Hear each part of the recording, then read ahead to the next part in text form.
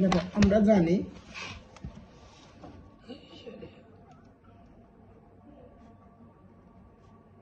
অনুমিত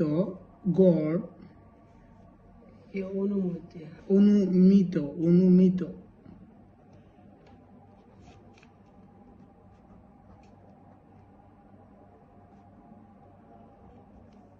বা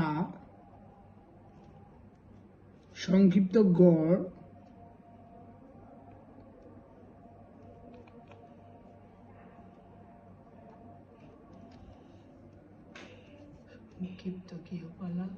সংক্ষিপ্ত গড়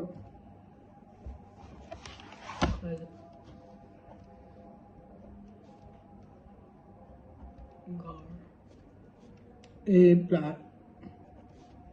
x সমান a প্লাস fi ui তারপর n গুণ h n গুণ h আমাদেরকে এখানে মান বাইর করতে বলছে কিসের দেখো এর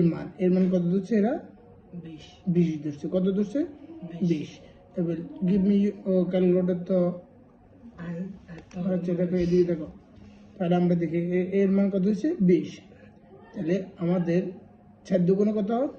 4 দুগুণে 8 4 দুগুণে 8 8 আর 12 যোগ করলে কত হয় 20 8 আর 12 যোগ করলে কত হবে 20 এটার সূত্র এটা মিলে না ডাইরেক্ট ঠিক আছে তাহলে 8 আর 12 যোগ করলে কত হয় 20 ওকে পারবে তো ডাইরেক্ট করবে না মাইনাসের কোনো কাজ নেই এটা বন্ধ করো